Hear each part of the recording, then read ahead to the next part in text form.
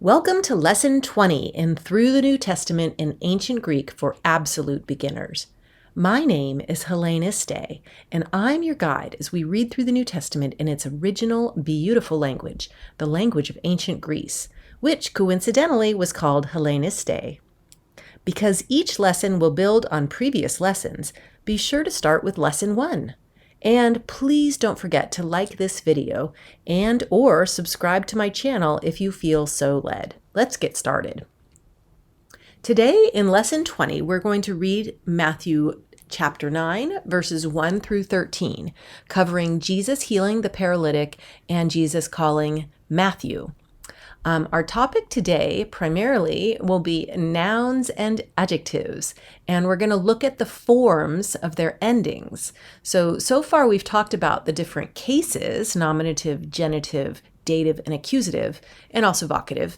We're not going to talk about vocative today, but today we're going to talk about the actual endings that you see in each of those cases for both singular and plural. And there's a few patterns that they follow. The first one is the first declension, and that pattern is called a declension in Greek, whereas for verbs, we call that a conjugation, but for nouns and adjectives, it's a declension. You're declining the noun or the adjective. So there's the first declension nouns, which are feminine, the second declension nouns, which are masculine or neuter, and the third declension nouns, which can be from any gender. And then we're finally going to talk about the irregular first declension masculine nouns. So they're technically in the first declension, but they're masculine. All right, let's go ahead and start with Matthew 9, verses 1 through 4. Kai embas eis ploian, dieperasen, kai elthen eis tein idian palin. Kai idu, proseferan auto paralytikan epi klines beblemenon. Kai idon ha Jesus tein pistin auton, Apen to paralytico, tharse teknon, aphientai su hai hamartiai, kai idu, tines ton grammateon, apon en heautois, hutas blaspheme, kai eidos ha Jesus, tas enthumeses auton, apen, hina ti enthumeisthe ponera en tais cardiais humon. All right, today we're going to start talking about noun and adjective declensions. So that is, how do the endings change depending on several things. So let me just show you the first declension alpha pattern. You'll see here we have the word cardia, and that is heart. He cardia, the heart in Greek. That's how we get cardiology. So he cardia becomes tes cardias in the genitive singular. And then te cardia, it sounds exactly like the nominative. You can tell when it's written by this iota subscript that it's dative. You can also tell if there's an article associated with it. And when you're reading, you'll see the iota subscript with the article, and also it's te and not he. And then the accusative is tein cardion. So that is the singular for each of the four main cases. We're not talking about vocative today because it's very rare. It's usually just an epsilon ending for most things. There's different endings, but epsilon is the most common one you'll see. And then the other thing that determines the ending is whether it's singular or plural. So nominative plural is hai cardii. And then genitive plural, so of the hearts, would be tone cardione. Notice how the accent shifts over here when we have this long vowel. So cardione instead of cardione, cardione. And then tais cardiais. That's 2 or 4 of the hearts. And then if you're using hearts as a direct object of the verb, it would be tas cardias. So those are the ways that the endings change. Well, that ending changing pattern is called a declension. And now this is one of the two patterns that we see in the first declension, which is all feminine nouns. This is the alpha pattern because you see it ends with the alpha here, except for in your genitive plural, but everybody else has an alpha in its ending. All right, the other pattern is the eta pattern because you'll see etas instead. You also see some alphas, so that's when it's the same. It kind of matches up with the dative plural and the accusative plural when you have the eta pattern, and also the nominative plural. So you'll see some alphas, but for the most part, the nominative singular, which is your lexical form, has an eta in it. So that's the eta pattern. Now, why would it change from eta or alpha to eta or eta to alpha? Well, the ancient Greeks didn't want to have the eta after an iota. That would be weird. Cardiae. It's like two sounds that are so similar right next to each other. So when you end with an iota on the stem, here the stem here is the kappa, alpha, rho, delta, iota, cardi.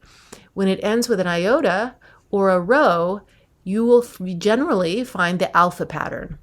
All of the other stems, whatever other stem ending is, in this case it's a nu, will have the eta pattern for feminine nouns. Except for third declension, we'll get to that. There's a lot of weird feminine nouns that will fall into the third declension. But anyway, let's talk about one that's eta pattern, first declension. This is bed, and it comes from our reading. So cline, hey, cline. And then you have tes clines. So we keep that sigma. So it's similar to the genitive singular for the alpha pattern, but it has an eta instead. And then dative is te cline. And again, these two are going to be the same in sound, but you'll see that this has an iota subscript and the article is te, not hey. And then you have tain clinane. So this would be bed as a direct object. So the bed as the subject, of the bed, to or for the bed, and the bed is your direct object of the verb. And then for plural, we have high cleani, and again, you have the same endings as in the alpha pattern. Tone, clinone, not clinone, it's clinone. And that's of the beds. And this is tais clinice, very similar up here, except notice this one has, for some reason, the accent goes to the ice. And this could be wrong. Actually, I'm kind of guessing on this one. I was a little lazy and didn't look it up. It's not in the Bible, this dative plural form. And all of the ones that are in parentheses aren't in the New Testament. So I just kind of filled in what the form normally would be. So I might have made a mistake here. It actually might be clinice instead of clinice. But it would appear in other ancient Greek documents possibly, but and I could look that up, but I just, sorry, I'm a little lazy sometimes. So much stuff to do. So tas klinas is your accusative plural. So that would be the beds, and like I am making the beds, the direct object of the verb. All right, so those are feminine first declension nouns that fall either into the alpha pattern or the eta pattern. Next, let's talk about second declension. These are masculine and neuter. So this here is my example of a masculine. Ha huios. That means the sun. And you'll see that a lot, especially the Son of God, the Son of Man. But son is used quite often throughout the New Testament. So you'll see it all very, very frequently, in addition to in today's reading. And then we have the regular masculine genitive singular article, to huiu. To huiu. And then dative, to or for the sun, is to huio. And then the accusative is ton huion. So very similar endings to what you've gotten to know with the articles. Shouldn't be a problem for you here. But here we have the plural, hoi, huioi. Very nice that they kind of rhyme. A lot of these do rhyme. Tone, huion. Nice. Tois, huiois, and tus, huius. Very cool, because they all kind of rhyme. The only one that doesn't is ha, huios. So let's look at a neuter example of the second declension, and you'll notice the endings are very similar, but remember with neuter, the nominative and the accusative singular are the same, and the nominative plural and accusative plural endings are the same. That's always the case for a neuter noun. We also have a different set of nominative and accusative articles. So instead of ha, we have ta. And instead of ton, we have ta again. Remember, nominative and accusative are the same. Instead of hoi, we have ta. And instead of tus, we have ta again. Right? But these other ones are the same as for masculine, the genitive, dative, singular, and plural. All right, so that's, I didn't explain what these are, but this is ploion is boat, ploion. So ta ploion is the boat as a subject. To ploiou is of the boat. To ploio, to or for the boat. And then ta ploion. You can't tell that that's a subject or a direct object just from the form because it's identical, because it's a neuter. But you can tell from context if it's the boat that's doing the action or receiving the action of the verb. All right, and the same thing, we have the same nominative and accusative. Ta ploia is the boats, both subject or direct object. Ton ploion is of the boats. Tois ploiois is to or for the boats. Now, there's no occurrence of ploiois in the New Testament, but that would be the form if we saw it there. And ta ploia is, again, the direct object, the boats. All right, so next we have third declension nouns. Now, these nouns, I like to call it the junk drawer of the nouns. So if it doesn't fit the first declension or the second declension, it's kind of thrown in with third declension. And third declension nouns are feminine or masculine or neuter. So they're all different genders. They just are different, and they're probably vestiges of older ways that Greek was spoken prior to this age that the New Testament was written down. So our example from our text is polis, which means city. So that makes sense. We have metropolis from this. So hey polis means the city. Tes paleos. Tes paleos. That is of the city. And notice how different that is. It's like eos instead of as or ace. So that's a little strange. But that's the way it's done. Greek has got lots of strange things in it. And then we have te pale, and tain pollen, And then for plural, we have hai poles, ton poleon, tais polison, and tas poles. So it's very different. It's helpful in Bible Hub because you can tell what the case is from the little letters below the word. So that will help you in the beginning, but pretty soon you'll start recognizing these endings as well. A lot of other verbs. In fact, my second example here is similar, not completely identical, but similar with the endings like the eos in the genitive singular and the aeon in the genitive plural, and then also to the endings for the accusative plural are pretty much the same, and the dative singular. So a little similar with the dative plural, but let me just read these for you so you can start becoming familiar with this. Ha grammateus. So this is the scribe, someone that writes.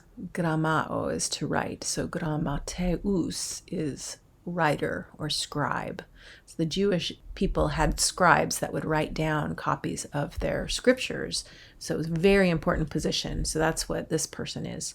And then to grammateos, to grammate, ton grammatea.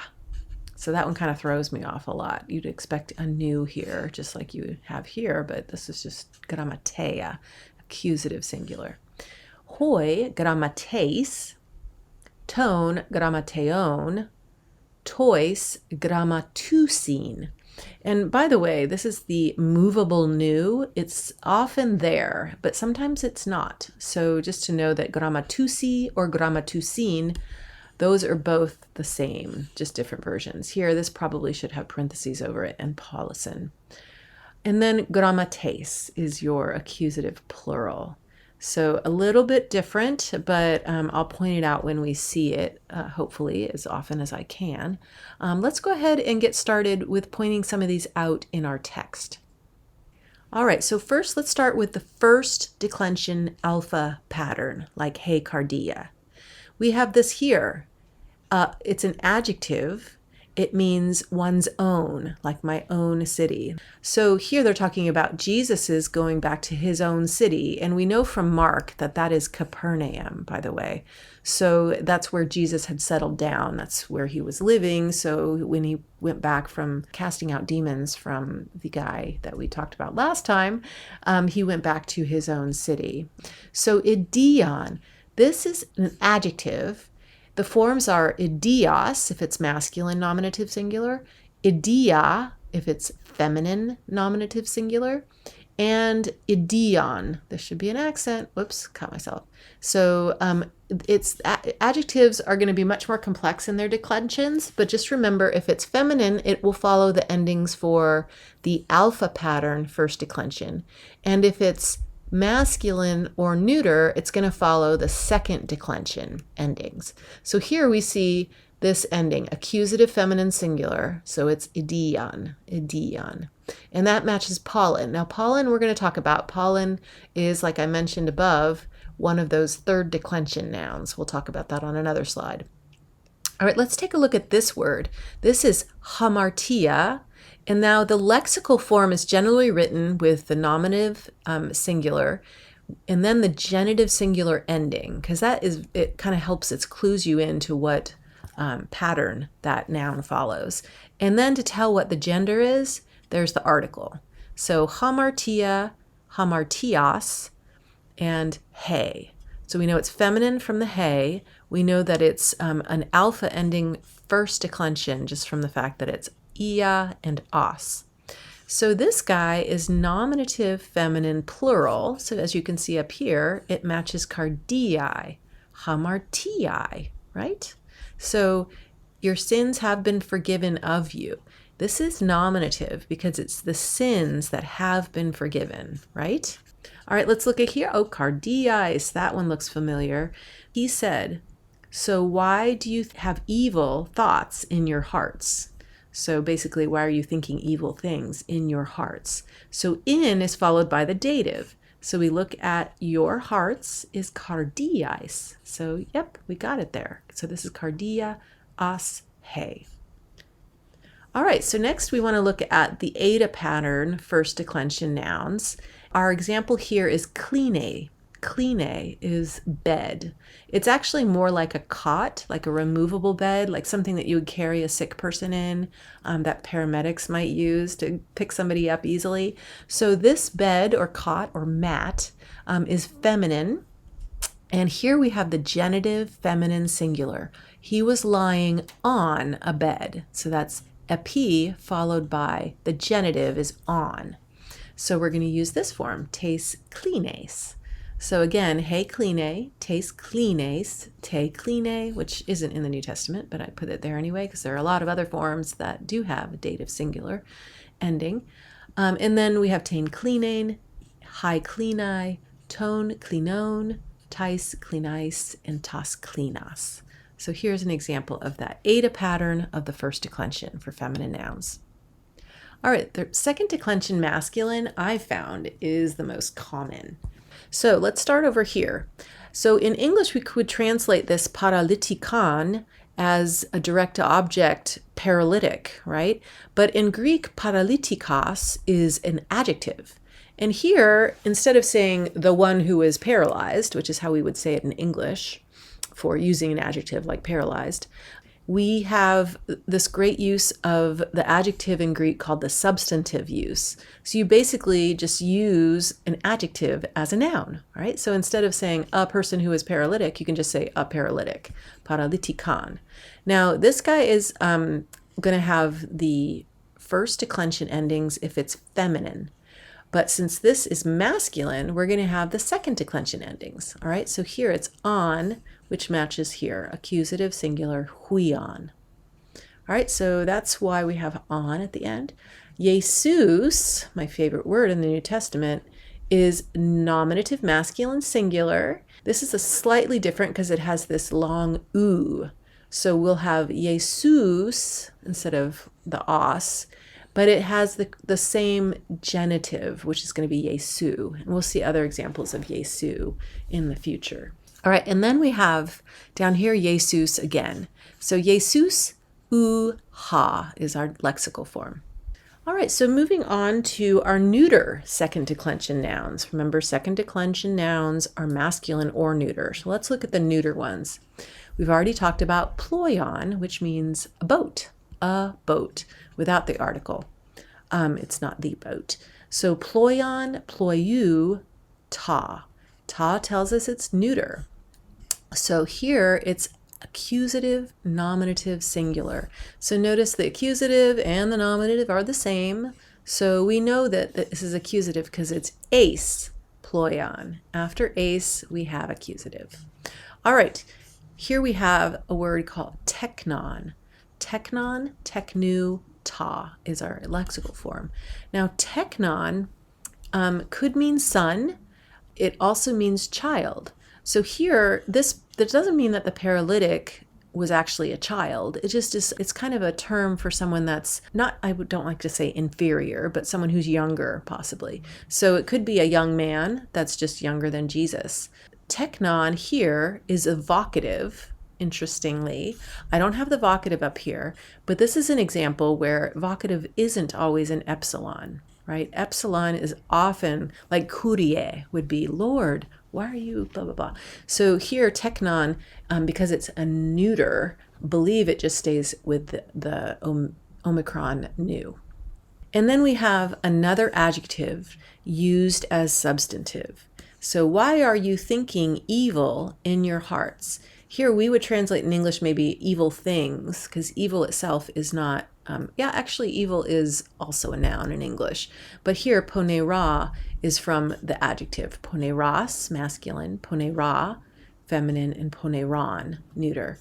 So here we're going to look for the accusative neuter plural endings of the second declension because it's neuter, and that's ah. So ponera would be the correct thing. So this is evil things.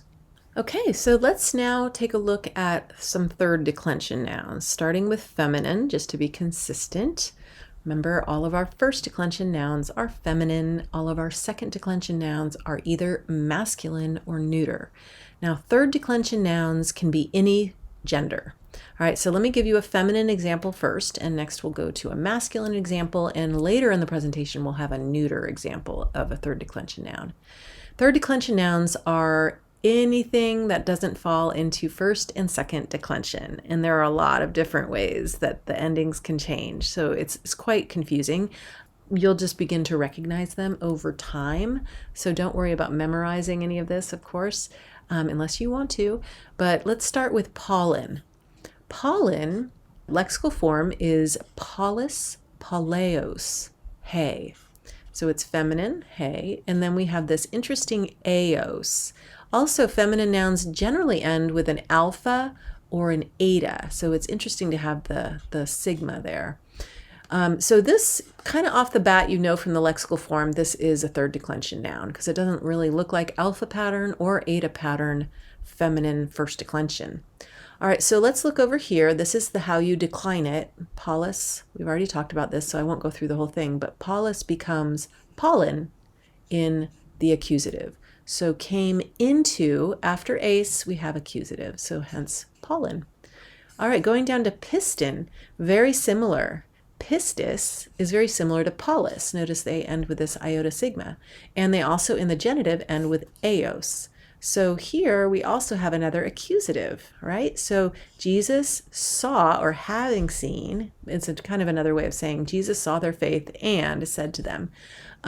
So this is a direct object of seeing.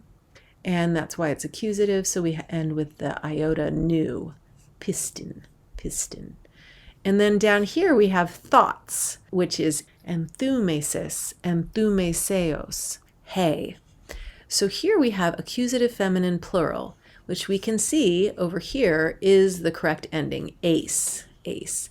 And this will throw you off if you're not used to this ace, because you're expecting os or us or ah if it's neuter. But yeah, the ace is accusative plural of a third declension noun. So we've got some good examples here that all kind of follow this similar pattern. So there are other feminine third declension nouns that have a different pattern, but they're not in these verses. Like mater, mother, is another one that's in third declension. Let's move on to a masculine example. And here, grammateus, which is what we've already talked about, and I read all of these before. Here's an example of the genitive masculine plural, grammateon. So, and behold, some of the scribes. So, of the scribes, we don't have the word of, but all you have to say is some the scribes in the genitive plural, and that was understood. It's partitive, some of the scribes, partitive genitive. So, grammateus, grammateos, ha is the lexical form, and we have the genitive plural. All right, let's go ahead and read this next section. Matthew 9, 5 through 8. Tigar estin eu kapoteran, a pain, aphiantai su, hamartiai, a pain, egere, kai peripate, hinade, a date, hati exousian eche ha huias tu anthropou, epi tes geis aphianai hamartias, tate lege to paralytico, egerthes aran sutain klinein, kai hupage estan oikan su, kai egerthes apelthen estan oikan autu, idantes de hoi akloi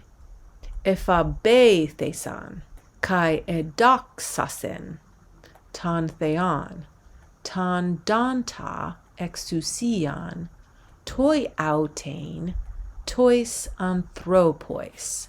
All right, let's talk about some first declension alpha pattern nouns that are in these verses.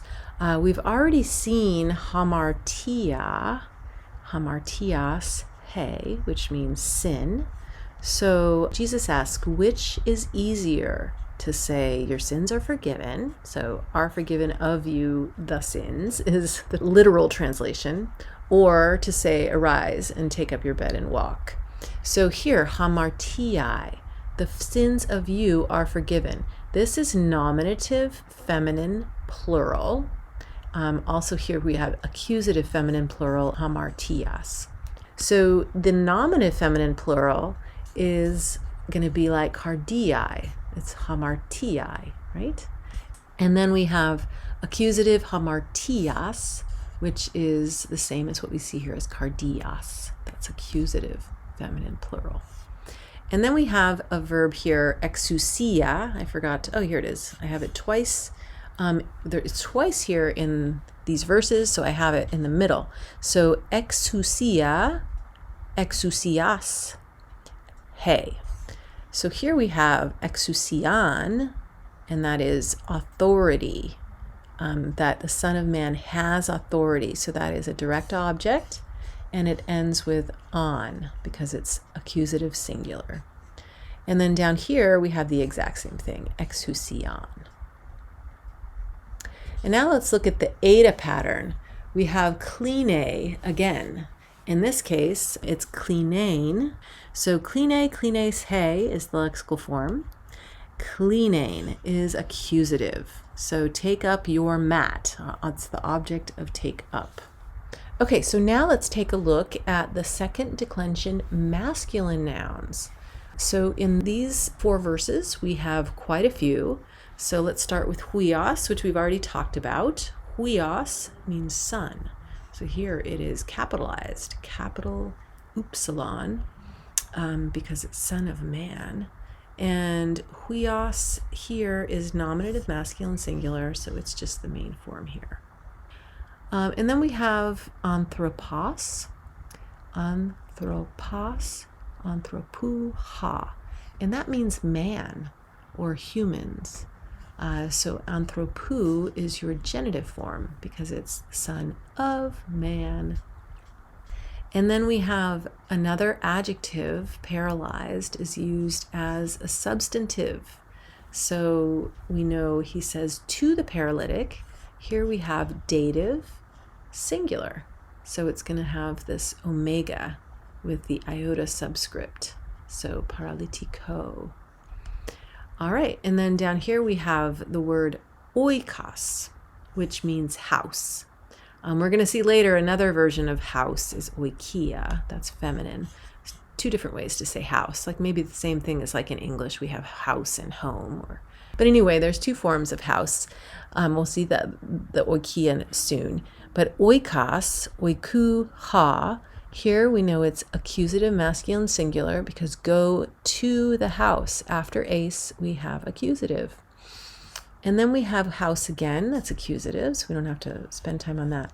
Here, achloi is from achlas, achlu, ha, meaning crowd.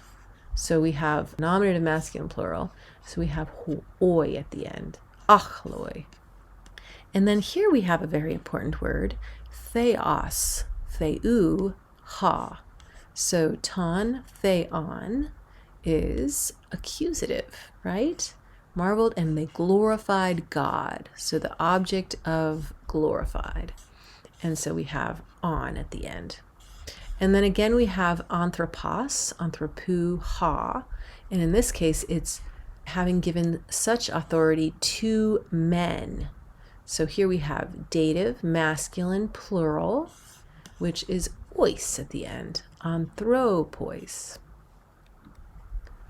All right, there's only one neuter second declension example in these verses, and it's actually adjective. So what or which is easier? Now this is what's called a comparative. That's why you have this C at the end of the adjective, nominative, neuter, singular. Now in this case it's neuter because it's modifying what. And it's kind of a generic, like what is easier. So it's not masculine or feminine. It's going to be neuter. So what thing is easier? And now it comes from easy, which is eukapos, eukapos, eukapa, eukapon. But there is actually no occurrence of this word easy in the New Testament. But we do have this comparative. So you take off the Omicron sigma and you add oteros, oteros, otera, oteron. So eukapoteros is easier. So, and we'll see some other examples of this comparative, oteros. And in this case, it's a nominative because it's modifying the subject here, which. All right, now I wanted to point out this interesting noun. It is the word for earth or land, gay, and the genitive is gace.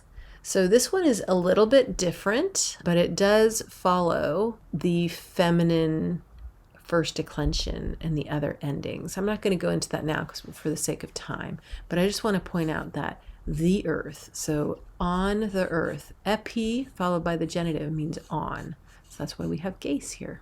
Let's go ahead and read this next section, Matthew 9, verses 9 through 13, and this will finish up our reading.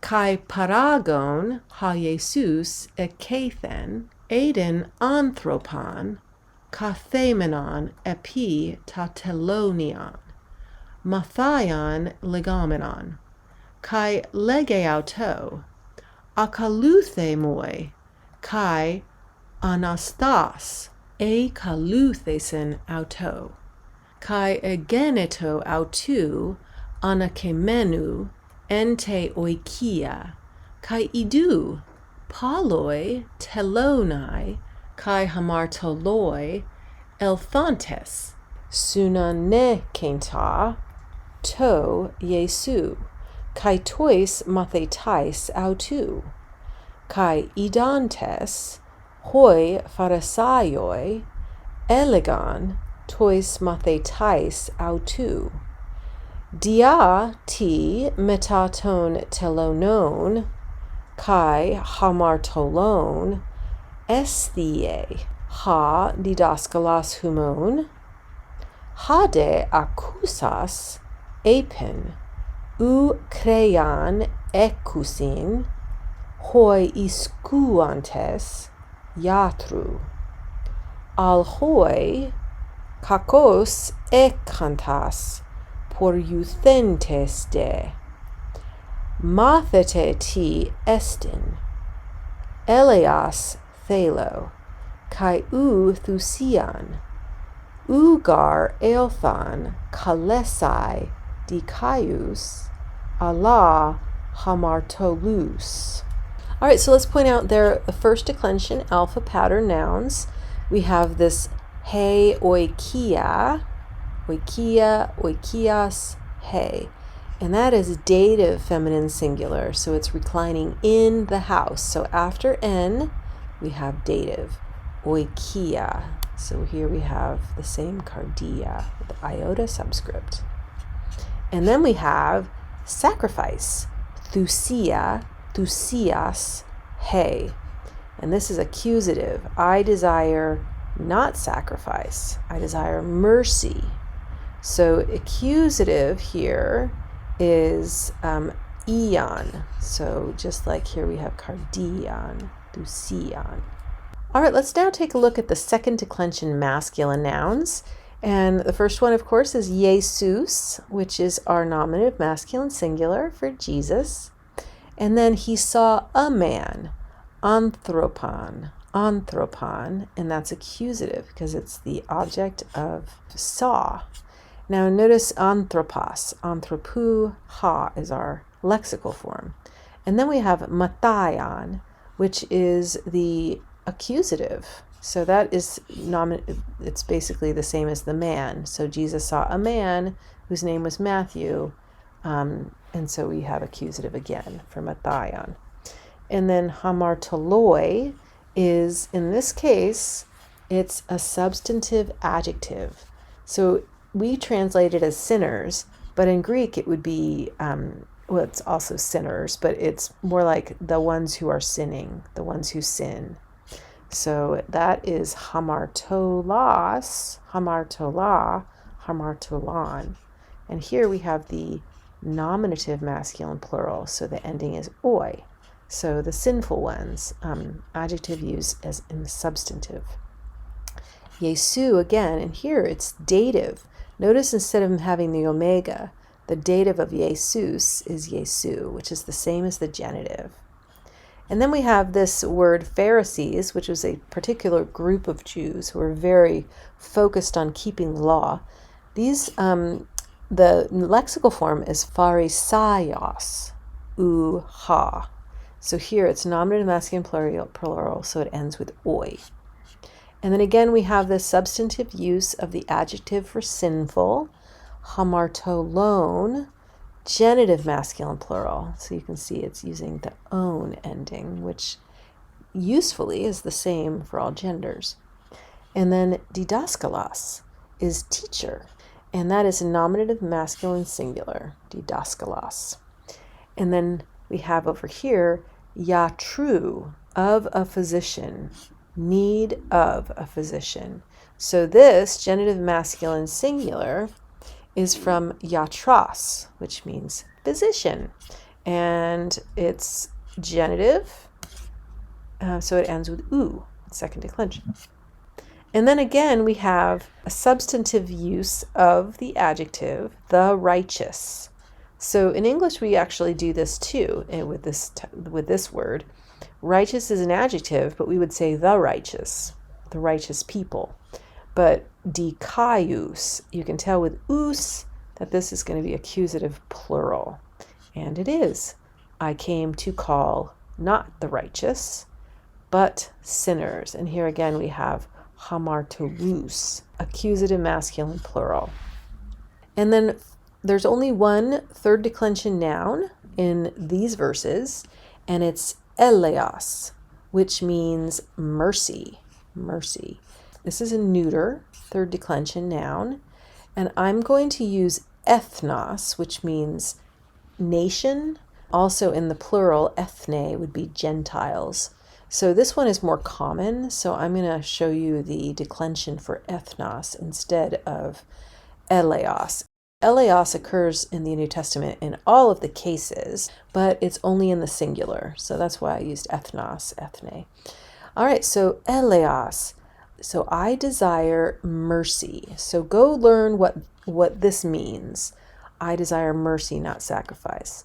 So mercy is the object of desire, so it's accusative. And so we have this accusative. So I'm going to read these because we haven't come across this neuter example yet. So ethnos, ethnus, ethne, ethnos, ethne, ethnon, ethnois, ethne. So because it's neuter, you notice how the nominative and accusative are the same. And here, accusative, eleos. Eleos, you know here is accusative just because it's the object of desire. But it's the same, exact same spelling and sound as the nominative. All right, so this is our last slide. I'm going to talk about some irregular masculine first declension nouns. Now, remember that first declension is generally feminine, but there are some pretty common nouns that are masculine that have common endings as the first declension, with some exceptions. So one example is mathetes. Mathetes, mathetu, ha. So here is the ha mathetes is nominative, tu mathetu. So interestingly, it goes from the eta form to the second declension form instead of ace here. This also has a sigma at the end, and our first declension nouns don't in the nominative singular. And then mathete, again, is the same as the first declension. Mathetain is the same as the first declension. Mathetai, mathetone, mathetais, and mathetas is the same. All the same as the first declension, feminine. But in this case, it's masculine. So you only can tell by the nominative and genitive singular that it's a little different. So here, the disciples of him. Now, he was reclining with the disciples, so we're going to have dative following that. So mathetais, and that's this ending here. And then again, having seen, the Pharisees said to the disciples is again a genitive or dative use. And then why with tax collectors and sinners does your teacher eat? Here we have the word telones, telones, telonu, ha is the word for tax collectors. So again, this follows that interesting masculine first declension noun pattern, but you wouldn't notice any real difference because own is very common and ending for all of the genders. Another very common irregular masculine first declension noun is prophetes, which is prophet. So you'll see that a lot. All right, that brings us to the end of lesson 20. Thank you so much for joining us. This was a pretty tough lesson, so hang in there. Each time you see these endings, it'll get easier and you'll recognize them more. So just hang in there. We'll be doing a lot of review, so don't worry. Please don't forget to like this video and also subscribe to the channel. We appreciate you, and we'll see you next time.